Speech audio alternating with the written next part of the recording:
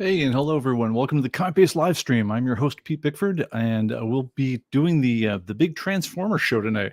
And before we get going on that one, I just want to say, hey, to all my friends and customers out in Florida, man. Hope you're doing well. Hope you're not in the path of it, and if you are, hope you're batting down good. But this thing looks like it's a beast, and I just hope we all see each other on the other side, all safe and sound. And honestly, if you're along the coast, there's a good chance your power's knocked out anyway, so you're not seeing the live stream. So, but my wishes go with you in any case. Anyway, guys, on a much lighter note, we will be talking about Transformer ComicBase 2023. We'll be going into kind of a briefer rundown of some of the features then, but the main thing I want to do is I want to answer your questions about the ins and outs of some of this stuff. If we have time at the end, I may also go through kind of a practice run on an updating, much overdue updating of our pro tips video of how to enter your comics in ComicBase. I want to see if we can, at least run through the whole thing. If you're new to the program, hopefully that'll give you a basic idea on how to get started with this beast we call ComicBase, and save yourself a ton of time in the process. And I'm going to try to make this nice, short, and to the point. But anyway, before we get into all that, I want to say hi to the folks who are here. Rob Weinberg, first up in the whole thing. And oh man, I got to show you guys something here. Excuse me.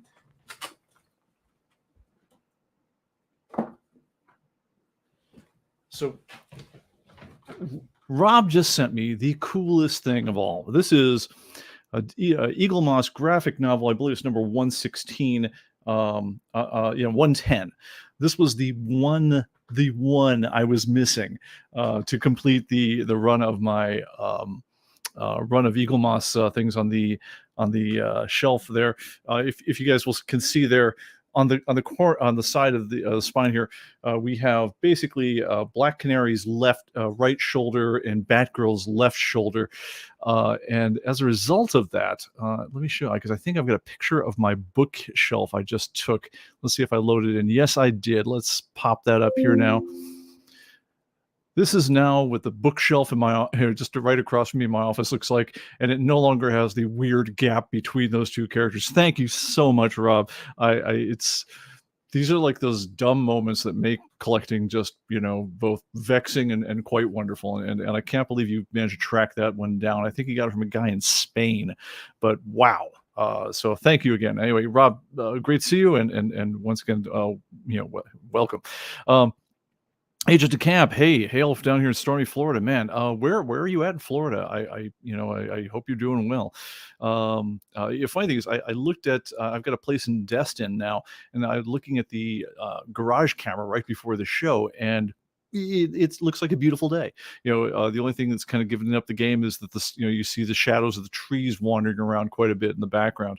But I don't think we're due to catch anything like the winds that they're seeing down in Fort Myers or whatever. Anyway, Edwin, great to see you out from California. Of course, we are mods in the house. Greg Hecht, back from his trip. One of the reasons I was too scared to do a show without you in the audience there. Ed, great to see you out there in Toronto. Gary Alpanus, where are you calling it from? Arizona, right on. Xanadu from Seattle. Agent Camp again. Let's see here. No, we got it. It's like Pete. All right. Not sure what that's all about. All right, probably just the fact that I was off camera for 2 seconds. Jeff, and who else we got here? Michael Stewart, and the mod says, "Don't mess with me because I'm way too badass to guest star." Yes, he's going to guest starring in Deadpool 3. If you guys haven't heard, Deadpool 3 just announced that Hugh Jackman is going to return as Wolverine for the role. So it's probably about the best Marvel news I've heard in forever. I don't know if you guys are watching She-Hulk, but so I'm curious about your opinions. I'm not hearing great things, but anyway, let's get on to things. So let me see here. Oh, before I finally, one last thing is, if you find that this sort of information is useful to you, please like and subscribe and hit that notification button. We are going to be trying to do several videos in the next week or two to cover some kind of like getting started things in ComicBase. Again, much overdue. The last time we recorded some of these things was years ago when I had the assistance of some other folks in the office, and I want to update those for the newer versions and so forth, and also break out some more detailed talks about some of the new stuff that's going on. The e-commerce features in particular, I think, deserve their own video, and want to do those in more of a produced format, not just the live stream format that we're doing here. So if you hit the notification button, you should get notified for those when they drop on the channel, and that hopefully will be helpful. All right, Jeff says he's enjoying the She-Hulk, so right on. All right, there we have a conflicting opinion, so right on.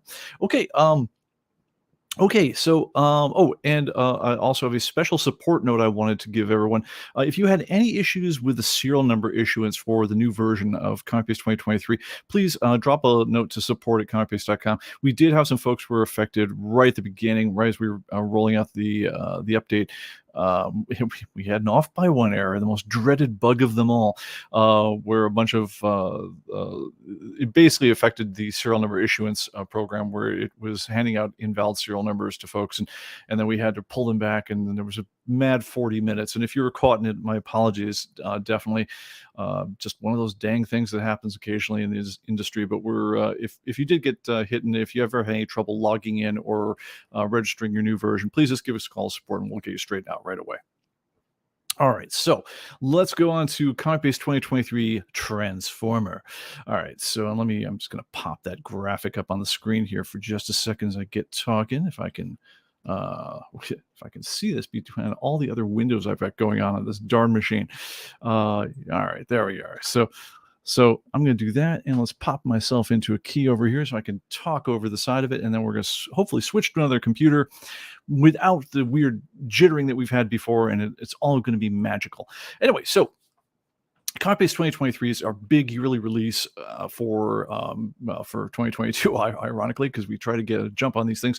But no, you might have noticed that we have gotten a bit of a jump on this year's release. We've been crushed against Black Friday for the last couple of years, and that's really no fun. So we basically just didn't rest after we released ComicBase 2022 and got straight into the next major thing we're doing.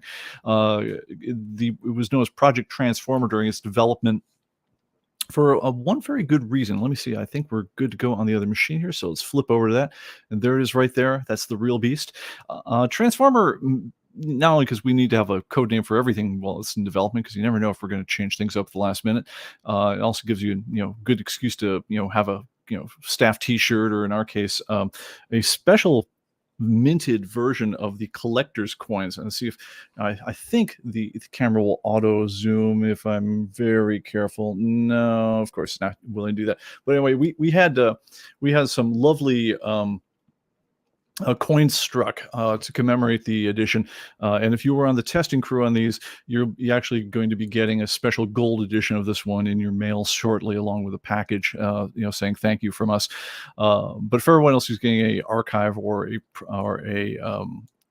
Blu-ray archive version, while we still have coins left, there is a coin that's included with that as well. It's basically our 30th anniversary doing ComicBase, if you can believe it. Back in 1992 is when the first copy of ComicBase was sold, and yeah, we're coming right up on the date of when that happened. So anyway, so what we were doing with Transformer, once again, and this is very much a heavy release for us in terms, it's not one of these light ones where we add a couple little fussy features and fix a couple bugs and make something a little faster. No, this was one where we really take a blowtorch to the plumbing and really rip up big stuff. In this case, the big stuff we ripped up was the bitness of the program itself. We changed it from a 32-bit application, which would use the old Microsoft database routines, as well as the newer ones we rolled out for ComicBase 2020. We switched this so it's fully 64-bit now. Now, in that, we gave up a little something in that if you're coming in from a very old version of ComicBase, like ComicBase 2017 or earlier, when you first try to launch your database with the new version, it's going to run you through a separate program which converts your data. But because we took this all on, and when you're running the main ComicBase program itself now it's fully 64-bit, this means that it can now use the full capabilities of your computer, use all your your memory, better use of multiple threads on the whole thing. And we also really took out the stops and be able to make this thing fast, because fast is good and we like fast. So The other thing that happened that's of special note, this was no fun for us. It should be fairly transparent for most of you, is that the reporting structure that Crystal Reports, the lovely folks who make the #1 reporting application on the planet, style of reporting that they advised us all to make about 10 years ago when we first started using them, they decided they were going to completely invalidate that for this. They weren't going to use it anymore once they went to 64-bit. So us going to 64-bit versions of their stuff meant, well, it meant that we had to rewrite every dang report in the program. Turns out there's about 40 of them, which was no fun whatsoever. On the upside, on the other hand, is it means that when you're installing ComicBase, you're now installing the 64-bit versions of Crystal Reports, which also makes the reporting faster and also solves a lot of problems that people have had creeping in of older Crystal Reports installs on other programs and such over the years. So, anyway, that's it. I believe Ed is asking if the anniversary collector's coin. How do I get one? I think you're actually on the testing pool. If so, we're just going to be sending you one. You don't need to do a thing.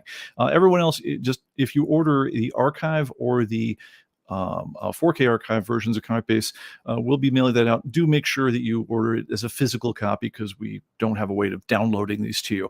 So, but we'll also send you a full version of the program with that. So that is it. Okay. John says, yeah, Chris Reports used to be very difficult to work with, much better understand. The one thing we were really not happy about is just having to redo everything again, because reporting is hell for programmers. It's tedious, it's dull, it's detailed, it involves lots and lots of futzing around. And the fact that we had to go and recreate every dang report in the program was just no fun. That being said, it runs like a dream now, so that part's good. Yes, and Jesse says, looking for the 128-bit version of ComicBase. Probably not happening until, I don't know, some kind of weird next gen version of memory happens in the universe, because 64-bit means essentially that you can represent a number in memory which is 2 to the 60, I think 2 to the 64th power, to the 63rd power, which, if you guys roll that out, is just a stupid number.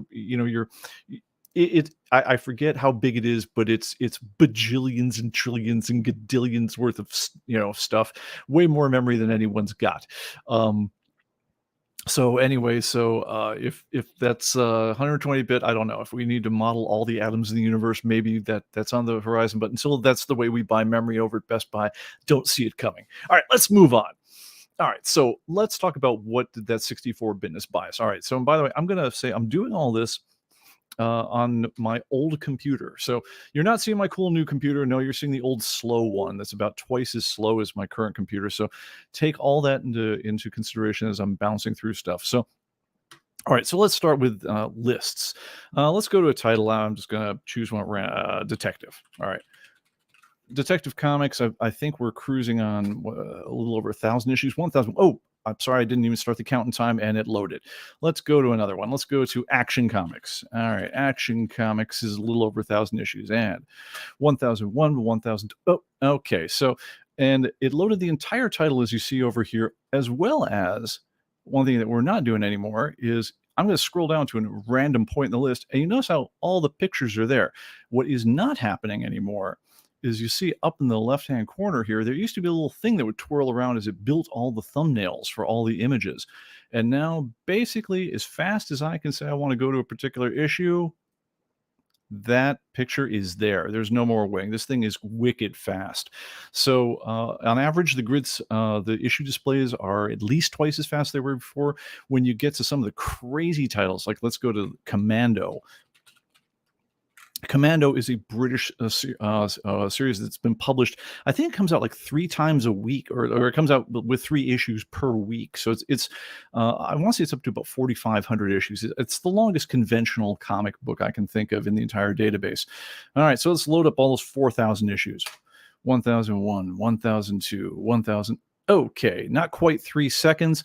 And yeah, here we are again. And I'm just going to, just to prove I didn't rig this whole thing, I'm just going to scroll down to a random point in the list. And if I can, sorry, I'm trying to manipulate that little tiny scroll thing. And And there you are. Here's issue 4098 again, with all the pictures and everything else like there. So if you actually were to include the amount of time that we would normally take spinning through the list in order to show you a particular picture, it's not twice as fast. It's more like 100 times as fast. So that's a good thing. We all like speed, and I think we're going to do that. And by the way, I'm going to try. I'm going to please do hit questions in the chat. If you would post them to @ComicBase TV, and so it'll help me pop them out as opposed to just the rando chatter that happens. So I know to address them. But I'm going to try to hit as many questions as I can. But I also want to do it right after I hit the main feature tour. So it just be a few minutes, and then I'll hit as many as I can. So please feel free to stack them up, and I'll go back in time on the chat and hit all of those as I go. All right, so we start with speed.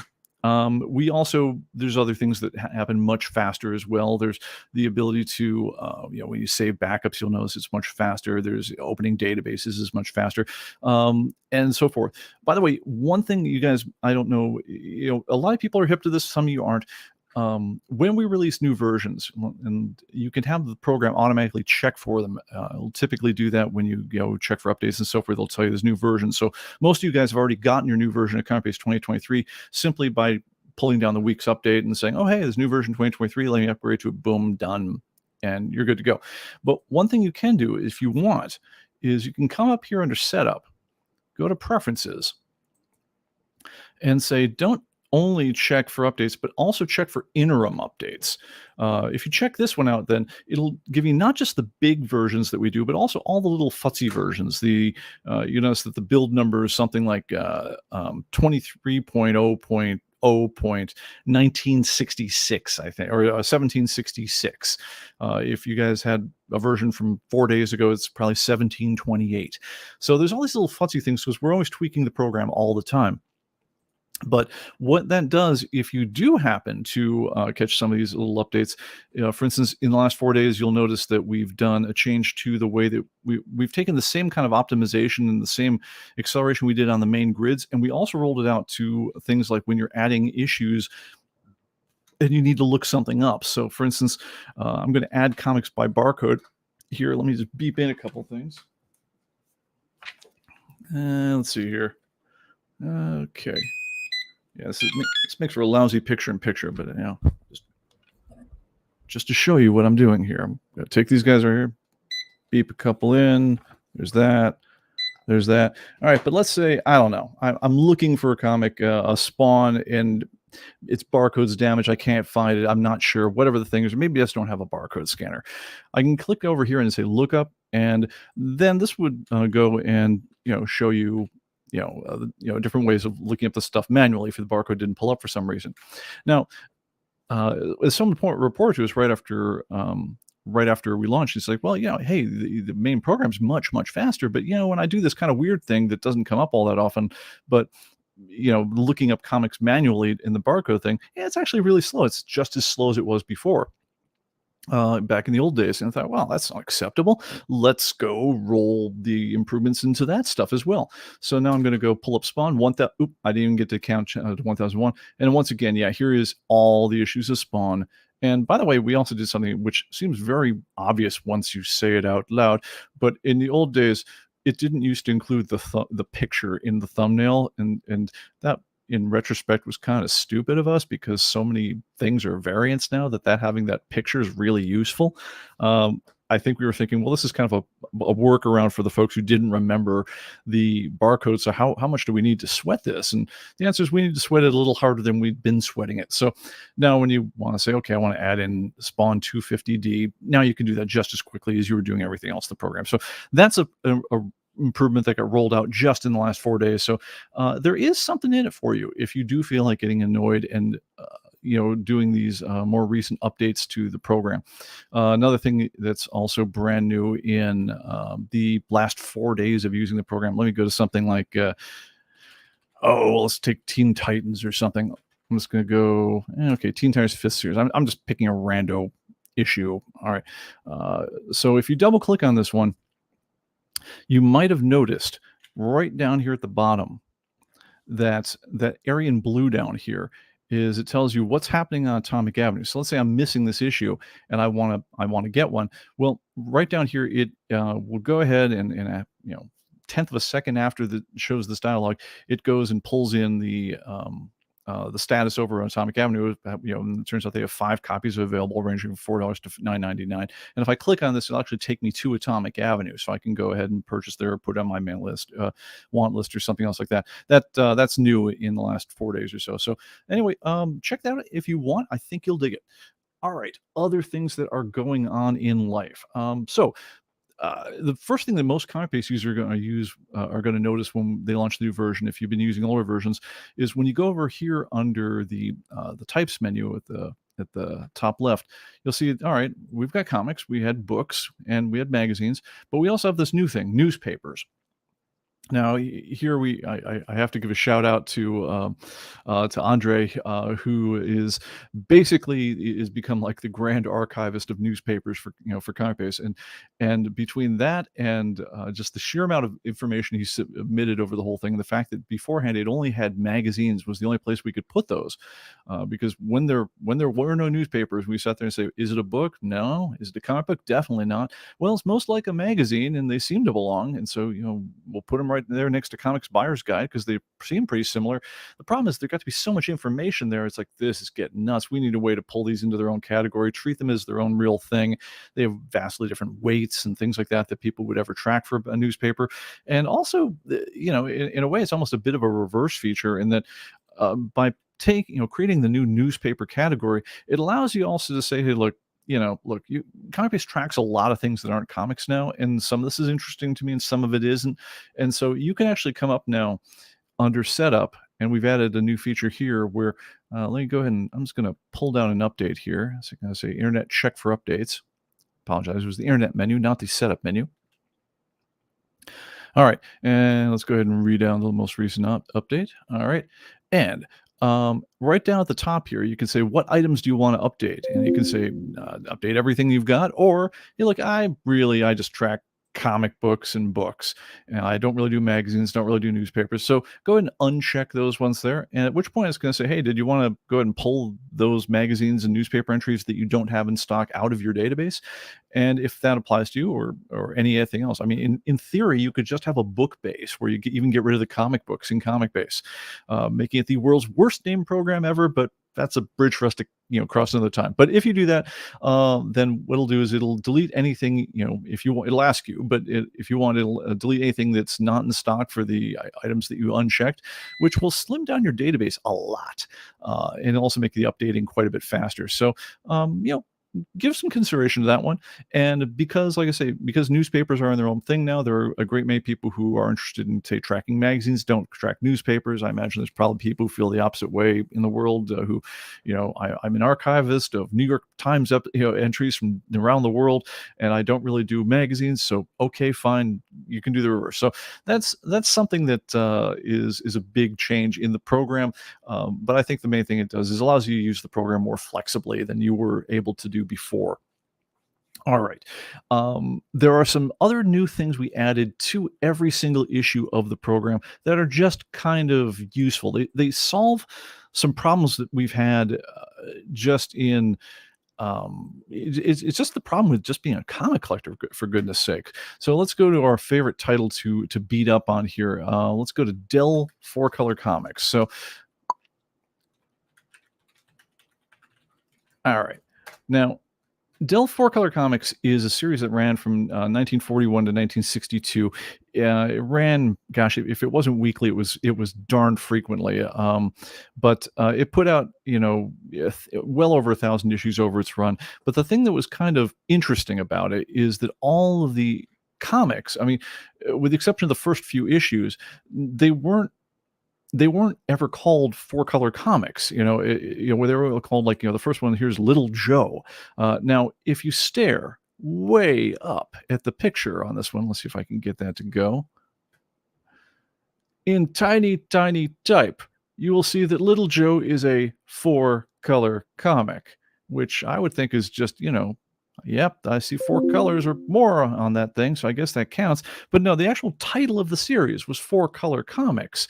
Um, now, any normal human being, though, on the other hand, would look at number 1, say, "Well, that's clearly Little Joe number 1."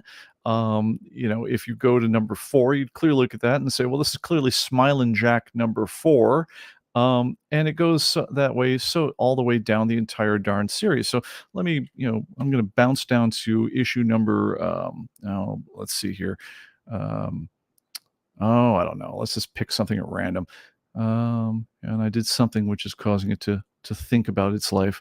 All right, so I'm going to vamp for a second and go to chats. Oh no, there we are. Okay, I'm just go to issue 540, and let's see what that one was. So 540 was Knights of the Round Table. Yeah, which again, any human being, if some of us have, and by the way, by that point in the series, you'll notice there's nothing which is 4 Color Comic whatsoever on it. It's just called Knights of the Round Table, number 540. So if we've all been there at one point in our life, some of us have wives and friends who are helping us catalog our collection, and this drives everyone crazy because they come across this sort of stuff in our collection. They sit there and say, "All right, I know how to read the indicia now. I know how to figure out a comic book. This is clearly called Knights of the Round Table, number 540. It must clearly be a new title because there is no Knights of the Round Table series in ComicBase, so maybe I got to add it, but what do I do with issues 1 through 539? And the answer is you do nothing with them because secretly this was called Dell 4 Color Comics number, number 540. But the only way you could know that is by knowing it. There's nothing about the title that ever would have told you that. I'm going to go to one of my favorites from early in the series, Dick Tracy. Let's see. I'm just going to bounce to the front of the list. But which, by the way, let me show you a trick I'm doing as I go here. I'm punching F3, which is a jump to which item thing. And if I just type a number like 12, it'll take me straight to issue number 12, which in this case is Bambi. All right. So here is number 10 was Flash Gordon. And somewhere in here was some Dick Tracy. That's what I get for not memorizing these ahead of time. But I might be thinking of the first series of 4 Color Comics. But you know what? Let's say I'm holding a Dick Tracy comic in my hand, and it's clearly very old. It's not one of the modern reprints. Well, there's a new field we got in the database now called item title. Now, and what it does is it lets me do things like this. Dick Tracy. Now, you can see that Blackthorn did a series. Disney did a series. These are all in the 1990s. Le Prince SCL did one from the 1950s. But no, this is not foreign comic. Pacific Comics did one in 2003. But I could look through the list and say, well, no, I'm clearly looking like a 1940s or 50s comic book named Dick Tracy. But where is it? Well, there's a new thing here now where you'll see Dick Tracy named items in other titles. In other words, there's something called Dick Tracy, but it's in another title. So let's see what we come up with on this one. And while we're doing that, I'm going to go to the chat and see where we... actually, I'm not. Okay, let's go back to it. Okay, so, yes, 4 Color Comics, the first series, because, yes, as if 4 Color Comics wasn't confusing enough, there were 2 series of 4 Color Comics. They did it twice. But, yes, 4 Color Comics number 1, number 6, number 8, number 21, 14, etc. And then then later on in the second series, they reprised it. It also appeared in large feature comics and in, some other ones like that, where there were Dick Tracy and Scotty of Scotland Yard. I mean, how would you figure out that this was large feature comic number 13? I mean, this would make you crazy, and it does make comic collectors crazy. Well, the solution now is this new item title field. So now what we've got here is when you double click on a comic issue or a book or anything else like that, along with its item description, which we use for variants and other type of things to let you know which edition of a comic you're looking at, you now have the option of putting in an item title. So you can say things like, look, even though this is large feature comics number was it 13, the item title is Dick Tracy, and so or Dick Tracy and Scotty of Scotland Yard if I wanted to.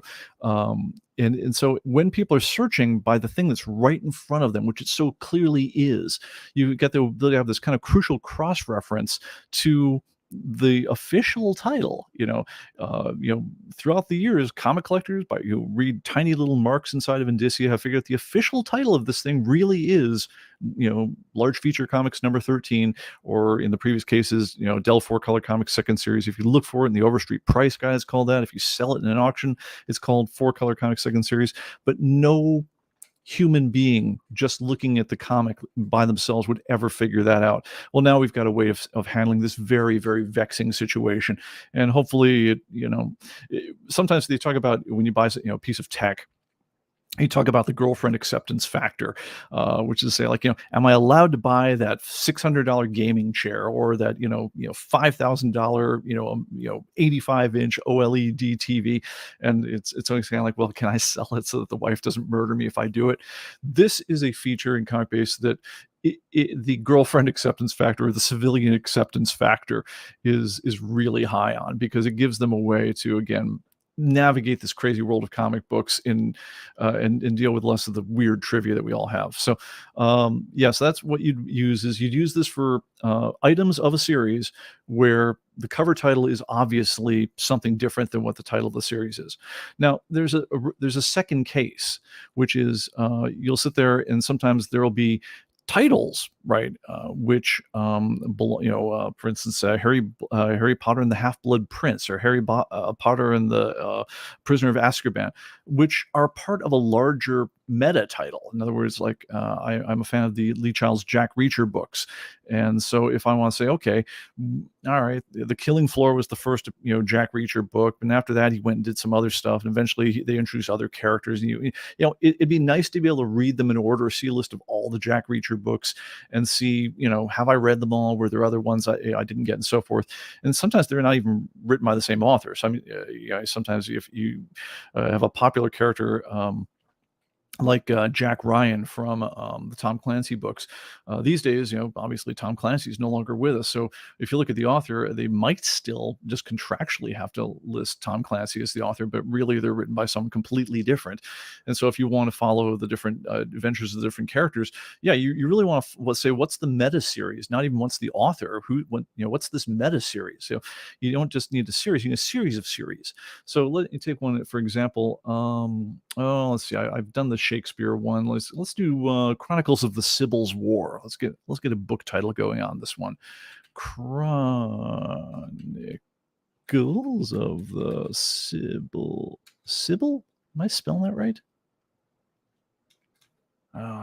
Maybe I'm not. All right, I'm just Chronicle of the Sibyl War. Nah, I'm not. I don't know what I'm talking about. I'm just going to do the one I know.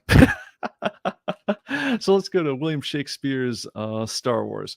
Now you'll notice here, as I started typing William Shakespeare, we've got William Shakespeare Presents, William Shakespeare Avengers the Complete Works. That's interesting. You got to wonder about that one. And then there's one, you'll see it in bold italics, William Shakespeare's Star Wars, and that's an overall series. Now, what this is, I'm going to go ahead and click on that. It's going to take a second, just pull them up. And this is basically a Shakespeare-style retelling or redo of all the Star Wars books. And you'll notice that it found 10 matches on that one, because there's basically someone had done a big roll-up book as well of the original trilogy. But then you'll notice that, here's the overall title, William Shakespeare's Star Wars, and then the number. So in other words, it'll show you in sequence what they were, which, of course, if you guys remember, in the original Star Wars, it'd be Star Wars The Phantom Menace, but if that one, this would be The Phantom of Menace, William Shakespeare's, The Clone War Attack, A Clone Army Attacketh, the Tragedy of the Sith's Revenge. You guys, of course, can imagine the official real titles that they're parodying or making Shakespearean remakes of. But yeah, so now you've got a way in ComicBase where you can get this sort of gather these meta titles together in a way that really was never done before. So and let me go ahead and see if we got, like, say, the Jack Reacher books. Okay, so yeah, here's Jack Reacher, the overall series. I believe, ironically, there was never a Jack Reacher book called Jack Reacher anything.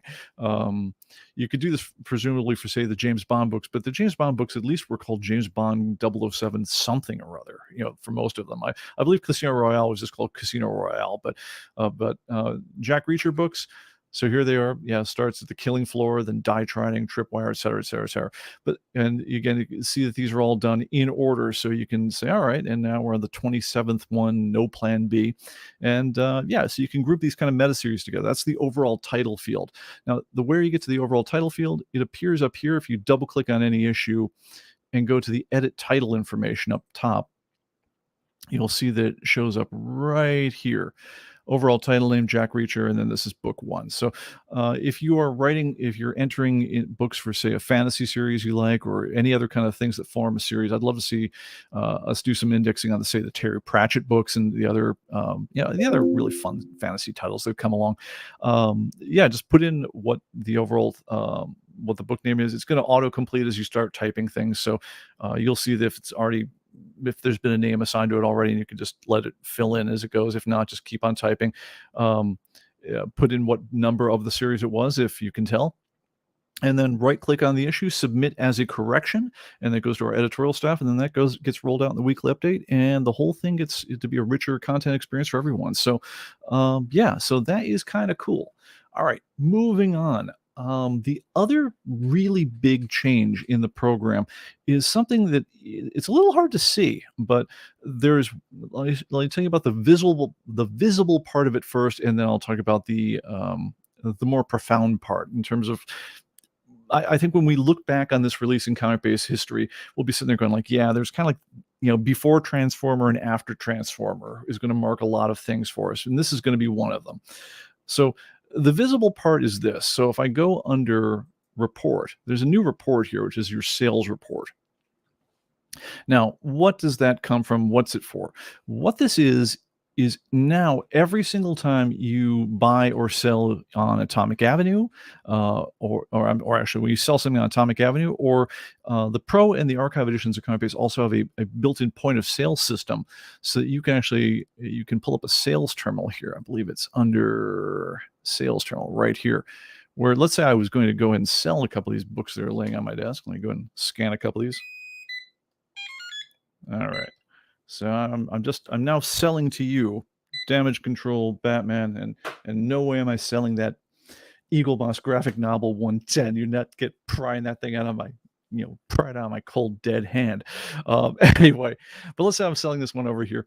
Built into all the Pro and Archive editions of ComicBase is a way for you to, basically run a cash register to roll things out of your inventory, just like there's add comics by inventory, will roll them into your inventory.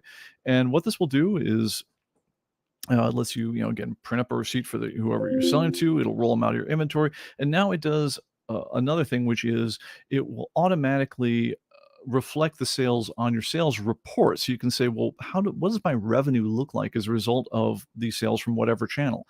Now, I mentioned that it does it automatically now for new transactions that happen on within the point of sale system. Beforehand, there used to be this like text log it would write out. Now you have something that's much more sensible, where you can actually do reporting against it. It will do it against the transactions that happen on your electronic store on Atomic Avenue. But the other thing that's really cool is we've opened up an e-commerce API. So API is programmer speak for application programming interface. Basically, we've opened up a set of standardized ways of talking to our servers that make it very easy to post transactions, sales transactions from whatever service you're using. So you could have a homebrew system of your own that you're using for your shop. You could be using some kind of system like Shopify or something like that. And now if you basically write a connector, which consists of there's just three technically transactions you never ever need to worry about. If you just basically say you log in once to say, here's my API credentials, and you can find those under your profile. Use of those is free, but do read the license agreement, because basically just don't be a jerk, and then they're free. If you're a jerk about it, then we can shut you off. But anyway, but look at the basically you say, here's my keys. Here's who I am. And then once you've logged in and we've given you essentially a temporary pass to use our stuff, then what we get to do is oh, I'm sorry, I need to take, there's a comment that's been pegged in the chat here forever. Let me get that off here. I've been just, sorry, Jeff. I've been, you've been blocking everyone's view for a while. I'm just going to pull that down, just to declutter the display slightly. Anyway, but basically you ask the API for the keys to, to use the services. And then there's just two transactions you need to worry about. One is to say, look, I've just sold a certain item and with all the details on the item you sold. And the other one is to say, I'm adjusting a sale that's happened if your system needs that. So for instance, let's say you've got a Shopify store or something like that, where maybe you sold some items, but you need to mark that there was a problem with the grading or that you need to reverse the sale or something like that. There's a way to adjust the sale after the fact. For most people, you're just going to say, yeah, here's the sale, it happened. Then as soon as you post that to our servers, then when you go back in ComicBase and just check in with our servers, when you say check for new sales and purchases, it'll say, okay, well, yeah, I noticed that you sold the following 28 items or whatever it was. And do you want me to roll them out against your inventory? The right answer is always yes. And then it'll roll that stuff out of your ComicBase inventory. It'll post it into your internal sales logs so that they can be reported on from within ComicBase. And it keeps the whole thing in sync. And it happens like by magic. And we're not charging for that. We've documented what the format is you need to write them in. And we expect there to be connectors that will appear for any number of systems as we go on. If you're interested in doing that sort of work on your system and you want to register your connector with us, then we can give it kind of an official number and a way of noting it and give you a bit of publicity for your e-commerce solution. Please just drop a line to support@comicbase.com or give us a call at 408-266-6883, and we'll be happy to talk to you about that. The API itself is documented. Just go under Help in ComicBase and go to the ComicBase Help. You'll see it right out on the main part of the website under the Help section, all the details you need to get it going. Very, very simple. Integration should take a competent web programmer less than a day. It really, really quite easy on that. And then finally, we added one new feature, and this one only exists in the archive edition for reasons I hope will become clear in a moment. And that is, the archive edition now has the ability. I'm going to go here under File, and let's zoom in on this so we can see what I'm doing. So the File menu, we always had import and export that let you import information from a text file that you'd take from, say, a spreadsheet or an Excel or some other program. You could load that into your ComicBase.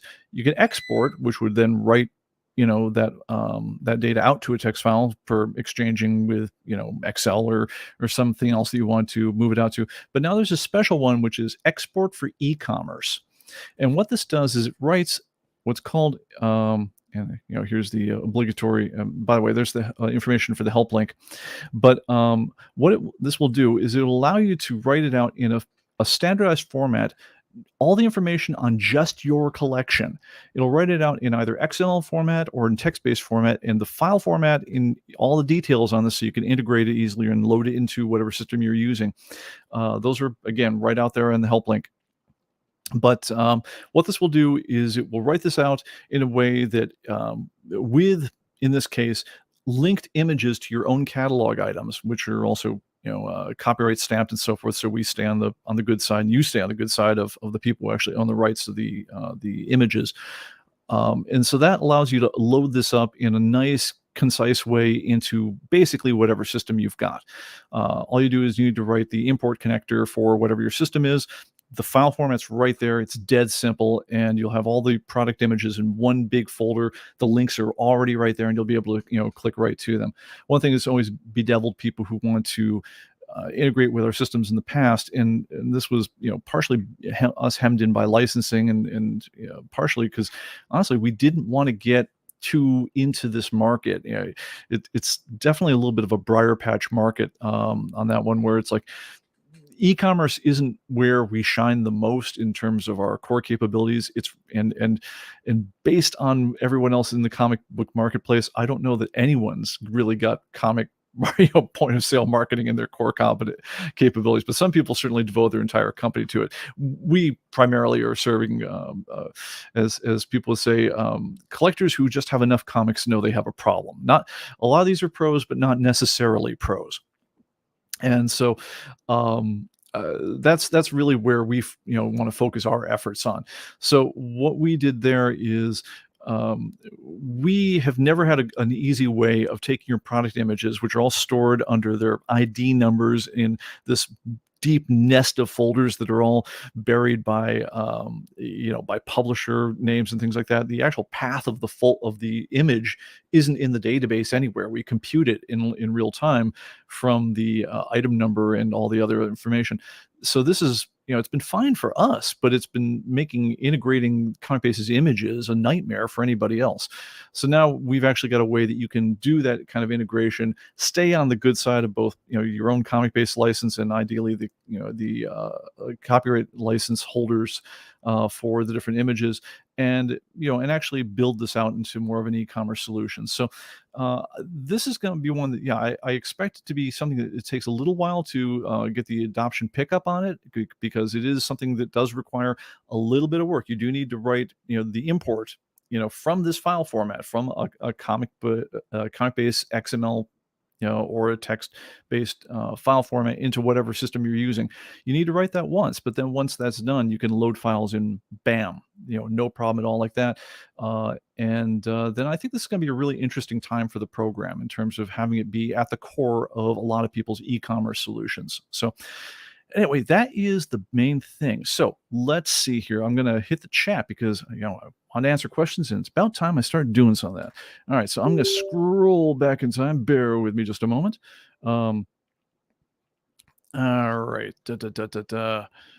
Okay, I'm going to ask folks. Okay. All right. Some talking about Ms. Marvel, Moon Knight, etc. Marvel. Okay. All right. Looking for the ComicBase TV ones. Okay. Ken, if you is all right. It says, any chance you do an update on your cell phone app, because when I do the comic book report, the comic book overview, the comic book report, it takes forever to appear on the phone. Okay, so the deal on the phones and the app reporting. So there is a ComicBase mobile app. I'm gonna switch full face on this one because it's not them showing. Nope, wrong key. Let me kill that key. There we go. So the way that the reports work on the mobile app is they're basically, you pre-computed, say, a collection report or a title overview report on your phone, and at that point, we're doing at that point is you're viewing an HTML file on your mobile device. Now, for tablets, things like that, tend to have an easier time of it than mobile phones do. But one thing I realized, if you guys remember a live stream for about a year and a half ago, is I was taking a trip down to Florida before I even bought a house down there. I was just, sightseeing and doing things like that. And I took my brand new Samsung Galaxy phone down to Ollie's Discount Warehouse, and I'm pulling up, my ComicBase app, because I figured, hey, I'm going to look up whether, they had some great deals on some DC archives over here. Let me see if I've already got them. I went to pull up my own report, and it went, damn it. And it hung up the phone because my phone didn't have enough memory to view the 57,000 item report that I had loaded up on it. And so at that point, I got very sympathetic in a way that I probably should have been before, but was not truly. It's, as they say, it's different being, watching someone get kicked by a donkey and getting kicked by the donkey yourself in terms of your mental attitude. This was definitely a getting kicked by the donkey myself attitude towards people who were trying to pull up reports from afar. But what it really came down to is you're asking a mobile device with very limited memory to read a very big HTML file, and it wasn't working. So at that point, you guys might have realized that, about 6 months later, we took on a decision which, well, first of all, I should say, we realized eventually we can't fix the problem. We are already doing some really big hacking on those reports where, if you look at, like, for instance, a very big report, like my case, my collection is like 56,000 books. If I pull up a collection report on it, it's not actually one report. It looks like one report, but really it's 27 reports, all linked by a common title bar, where it's got the A's, the B's, the C's, the D's, and E's. And when I click on, it looks like I'm just indexing to the next letter of the alphabet, but really I'm going to a completely different hunk of HTML in order to do that. And that's just purely to get over the memory limits on mobile devices. But you can have really big collections that even then, that is not a great solution, especially if your device doesn't have a ton of RAM on it. So we realized, we can't actually lick this problem doing what we've been doing, which is to say, showing reports on devices. You can show more or less detailed reports for your type of device you've got, but we can't make it so it's universally a great way to look up stuff. So what we did instead is we took on the task of essentially, when you now take ComicBase 2022, it might have been late in the cycle of ComicBase 2021, we introduced a new thing where when you save a backup, it saves, using Sidekick, it not only saves the backup to our server so that you can have a backup, someplace where if your place is currently getting flooded out right now, you can restore from it afterwards.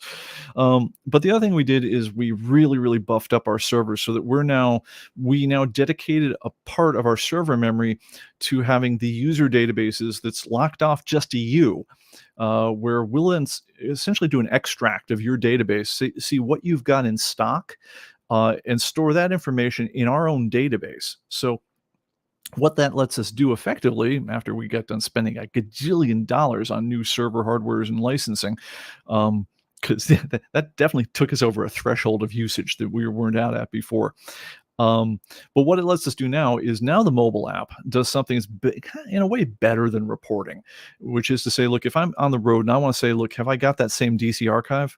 I don't go to my report of my collection and scroll through the DC archive anymore. Now what I do is I go to DC archive. I just look up DC archives or Action Comic archives or whatever the thing is, and in the list it will actually show which issues I've got pulled out and highlighted. So it solves the problem I was really trying to answer, which is, hey, have I got this or haven't I got this? And what kind of condition is my copy? It solves that without having me try to store a ginormous report on my mobile device.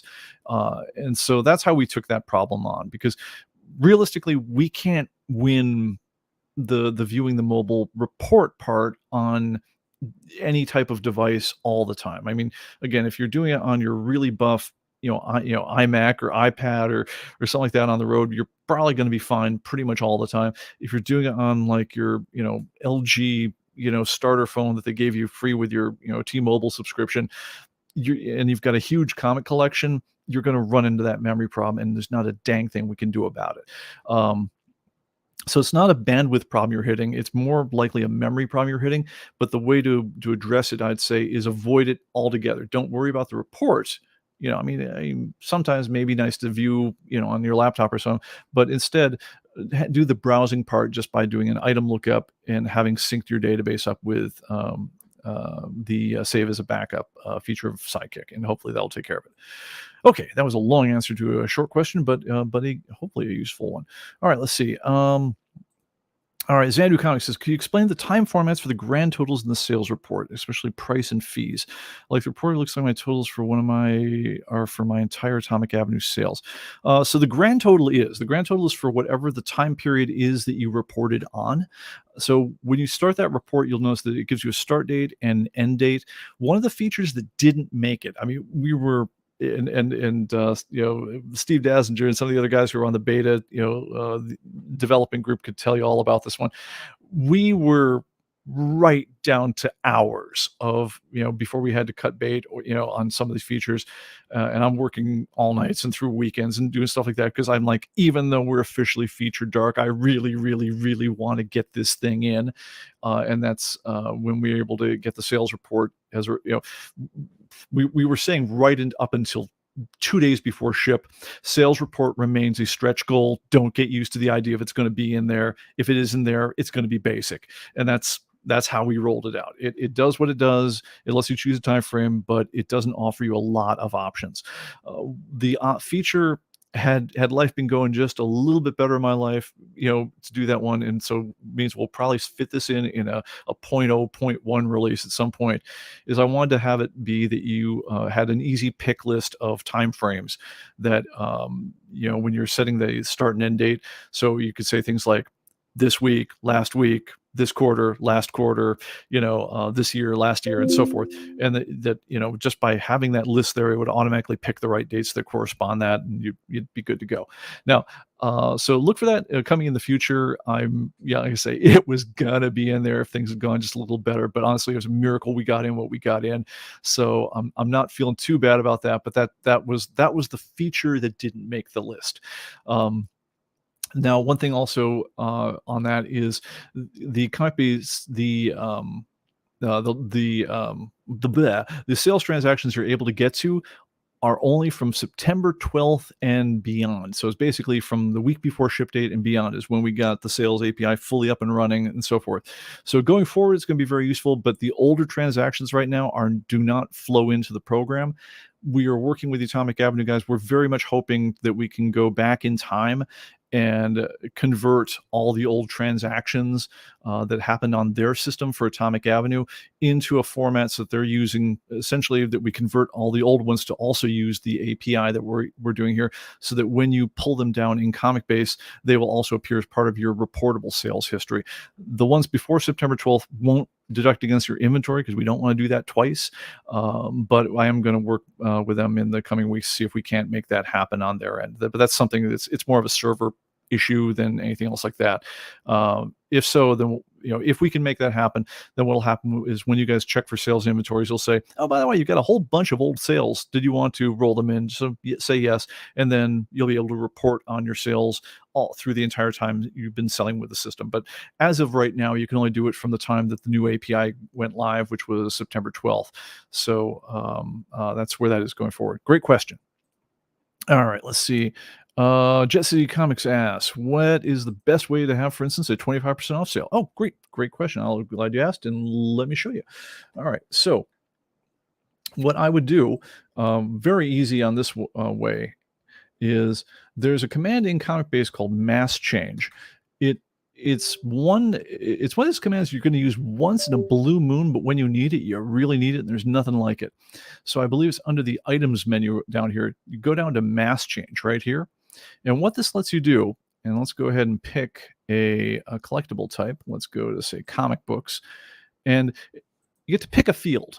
And in this case, let's say we're going to change our price, which I got to scroll. All right. So I'm going to set my selling price. And now I can set that field to either another field, I can set to a particular value, or in this case, I'm going to do a little bit of mojo. What I'm going to do is I'm going to say my price is going to be equal to my price. And then you look just off to the right of that, we've got a drop down here, times. And so I can do math here. I can say my price is my price times 0.75. And I'm going to go ahead and leave round on because I don't want to sell something for $1.62. I'm just, if it's $1.60, is the closest rounded price to it. That makes more sense to me. I don't want to be, sometimes you don't want to be precise down to the penny, but if you do want to be precise down to the penny, go ahead and, check that. But if I do that, what it's going to do is it's going to take all my comics, set their price equal to their current price times 75%, or which is, in other words, is to make them 25% off. And then at the end of when want to do my sale, I can just say, set my price equal to, say, their current value. And that would restore it to its, if I was pricing it by its current value, I could do that. That's one of the cooler hack things you can do with ComicBase, but very intentionally. That's why we put that feature in there. All right, let's go back and see what else we got going on. All right. Okay, John says, you've had newspapers. Could you look one day at adding trading cards? The current programs that aren't as good as ComicBase is for comics. Yeah, we looked at it, and honestly, we've got, let me go and put myself back on camera. We've looked at it, and we've got the skeleton for a lot of other collectible types that we didn't flesh out. Generally, it's because as we got closer to the problem, we found out that there was something where we just didn't feel like we could execute on it. With trading cards, we have a couple of problems. One is you've got several million items, which, okay, now as a volume standpoint, we don't have an issue with that. That's not a problem for the database as a holding it kind of way. The problem we've got really is catalog. We've got to build up the list of all those trading cards, you've got to have a sales platform that it interfaces within, that then gives you pricing information. And then, and this honestly, I think the thing that took the wind out of my sails more than anything is because we had categories in the media types built in for both sports and non-sports cards. It was just that even though there's some cards that are worth a bunch of money, the the general case for most cards is it would be hard to make the case that's worth the time required to put it into a program. And that was just depressing. And I think that's where we said, you know what? In light of that and the other challenges we face on this one, let's just wait for another day till the realities of what we're facing have changed. But yeah, it's definitely something we've looked at, but I just we got to be able to execute on it, or it doesn't make any sense for us. So that's why that hasn't happened yet. But if you've got any suggestions on something that would change that that reality, please let me know. All right. Okay, and Steve Dasher mentioned, yeah, Chronicle may not have, but Database may not have, but the I think it was Chronicle of the Sibyl's War was the overall title I was looking for. Yeah, one problem doing this one is I asked our editorial staff to feed me a list of some of the new corrections that are coming in, so I could, you do something more contemporary than just the ones I always have locked into my own brain, which I always go back to James Bond and and Jack Reacher books because that's where I live. But anyway, unfortunately, I got given an answer that didn't make it into the update that I downloaded right there. Probably be in there tomorrow, which will be lots of fun. So anyway, thank you again, Steve Dazzler. Aside from being just an amazing resource to the comic-based community in terms of helping folks out, and he's no stealth DBA on the forums, but just been an amazing guy, on the team. I can't tell you how much I appreciate having you around, man. But you've also added a ton of great information about different fantasy series, things like that, and so I'm looking forward to giving some more of those a whirl as we go on. All right. Let's see. Gray wanted to point out that folks might remember that Compass TV featured Joel Meadows from Tripwire magazine during an earlier episode. Yes. Thank you for pointing this out. And I'm sure Joel would appreciate it as well. You point out there's currently a Zoop crowdfunding campaign for a limited hardcover book featuring art and features from that magazine's history. Go to Zoop, and I believe what that comes down to is Zoop dot com no zoops zoop.gg slash tripwire 30. Anyway, yeah, no, check it out if you go to Zoop. It's an alternate crowdfunding platform. I guess I don't know if it's bigger in England or whatever, but that's where my friend Joel decided to do his book through. Tripwire is just a terrific freaking comics resource, and I don't know anyone who has more access to more real creators in the British scene than Joel Meadows on this one. He's a great guy. Definitely, give it a go. It's a shame that that there isn't a stronger comic print resource out there in the world. I mean, I really miss things like Comics International and Tripwire and magazine in the print formats. But what Tripwire has decided to do is they've basically been doing annual hardcover releases or so forth. So they're kind of rolling in a lot of their great features that they've been putting on into one place where you can read them, and they're terrific. So I definitely would suggest patronizing. All right, so I think oh no, we got another one here. All right. So my item checklist mobile app does not have the thumbnails, even though I chose the standard cover size before it says save to web. My other app rewards have them. I would just try regenerating it. Maybe something didn't get picked up that last time on that one. But if you have trouble with, I would say delete the report. Just on the mobile side, go ahead and repost it. One way I like to post reports, and I was just showing this to a guy right before showtime, is unless I've got a special reason to, I typically will for mobile reports when I do want to see the full report, is I'll typically use the one that Sidekick will kick out by itself. So let me zoom down the bottom here so people can see what I'm doing. So Sidekick is the companion application for ComicBase. It lives down here under your application area here. It's the little superhero looking guy. So go ahead and click on him, choose open, just so we can see his interface. Let me zoom it down a little bit so we don't get blind. And what you can do is you say, all right, click here under the cog to go to the settings, and click on, save to cloud. That's the tab I want. You can have it automatically make you certain reports as you go. I think the most useful ones realistically are the collection overview, collection report. I guess if you're trying to fill in a series, an issue checklist is also a good one. But it will actually go ahead and automatically make those for you every time you back up your database, so that they're always just waiting for you.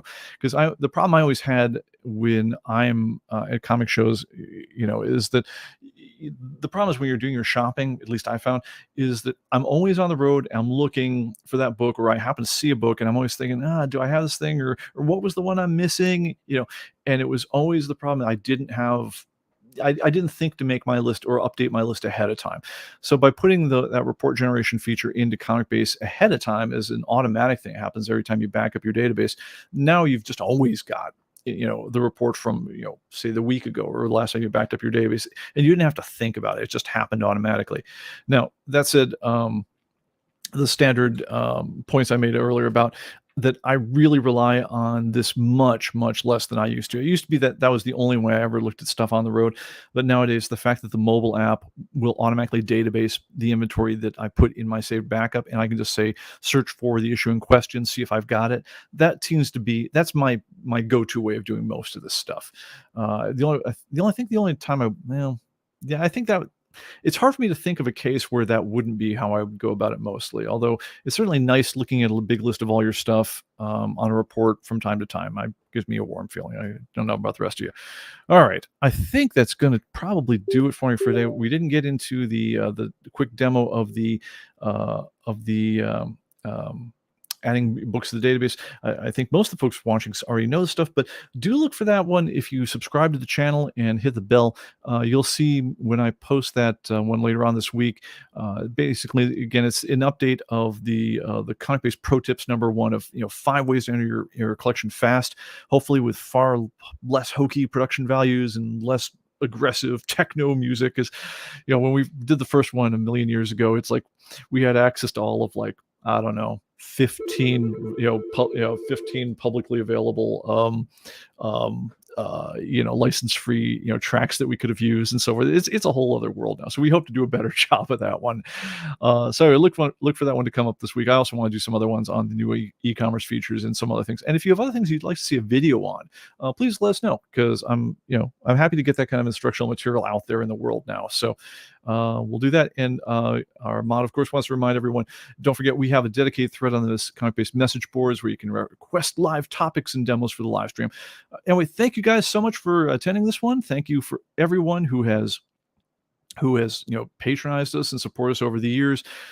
Guys, if you guys get your new version, if you have the versions with the coin in them, you'll see that there's also a little note there that says, it's been an amazing adventure for 30 years, and we could not have done any of this without you guys. It's we're just a little mom and pop company here, but you guys have kept us going for 3 decades now. We can't believe it. So thank you so much. And on to the next amazing thing that we do.